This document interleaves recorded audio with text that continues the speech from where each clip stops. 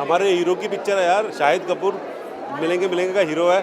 निखिल पंचमैया जो है is a upcoming producer, and Nitin Manmohan who is presenting the film is a very dear old friend, and Shahid Kapoor hero की picture है, तो of course मिलेंगे मिलेंगे के हीरो के लिए जो हमारा अपना बच्चा है उसके लिए तो आना बहुत ज़रूरी है। It's a very youthful film. The music is already, is catching on. Is already caught up, and Shahid's energy and his youthfulness is going to take the film to places, And I think it's a very positive vibe.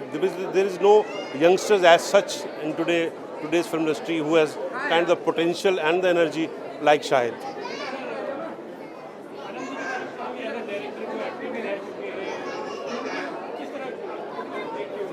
किनको? अनंत को तो theatre का आदमी है, हमारा अपना theatre वाला है, सो थिएटर वाले को बड़ी डेप्थ की फीलिंग होती है, उनको एक सब्जेक्ट की समझ होती है और परफॉर्मेंसेस की समझ होती है। तो I think Anand must have done a great job.